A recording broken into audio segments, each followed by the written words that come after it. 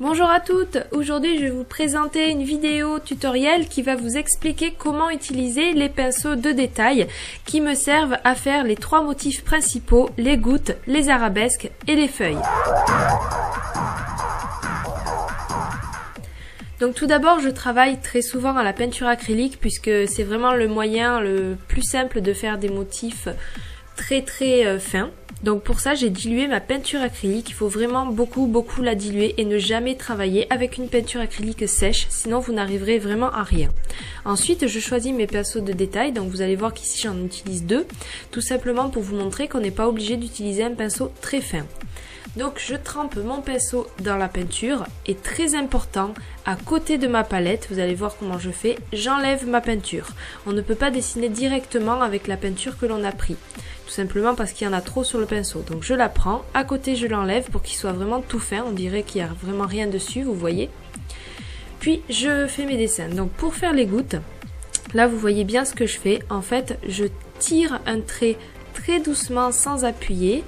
Je tire mon pinceau, puis de plus en plus j'appuie sur mon pinceau jusqu'à appuyer et le relever.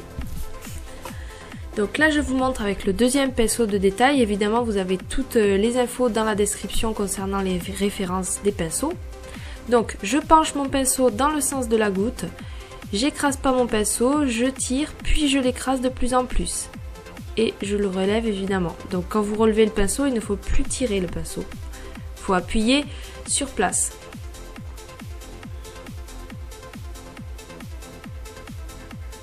Donc je tire mon pinceau, j'écrase et je relève. Donc là vous avez un exemple de nail art réalisé uniquement avec des gouttes. Ensuite pour les arabesques. Donc les arabesques, là par contre il faut se tenir son pinceau bien vertical, contrairement aux gouttes où il fallait le pencher. Là vous le tenez bien droit. Si vous le tenez pas droit, alors vraiment ça marchera pas, ça fera des traits épais en fait. Et pour avoir le plus joli résultat, il faut arriver en s'entraînant, vous pouvez vous entraîner sur du papier, il faut arriver à la faire en une seule fois. Donc pour ça évidemment il faut pas trembler. Donc pour pas trembler, ça vient avec l'entraînement. J'ai pas de solution à vous donner, si ce n'est que bien avoir des appuis, bien poser votre main sur la table. Si vous travaillez sur quelqu'un, il faut bien vous appuyer avec le petit doigt. Il faut vraiment bien prendre vos appuis, c'est hyper important. Et donc après ça viendra avec l'entraînement, vous arriverez à la faire en une fois sans trembler. Je vous montre que c'est faisable avec un gros pinceau.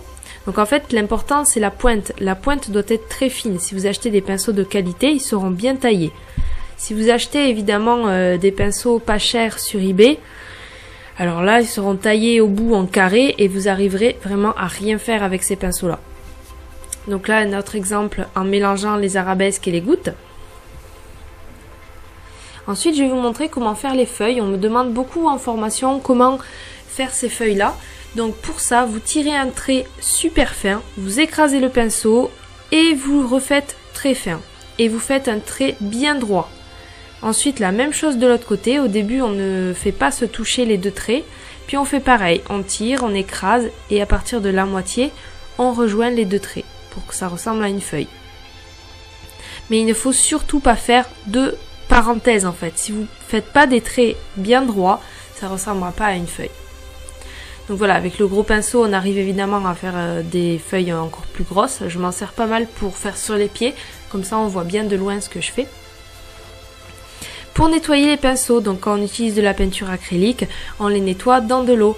Donc voilà, comme ça les abîme pas. Surtout si vous utilisez des pinceaux de qualité comme ceux-là, les Rubloff, ne les utilisez surtout pas dans du vernis, ne les trempez pas dans le dissolvant. Vraiment, vous allez bousiller vos pinceaux. Vous nettoyez qu'à l'eau et vous irez les réserver à la peinture. Si vous voulez utiliser du vernis, alors vous achetez des pinceaux pas chers sur eBay.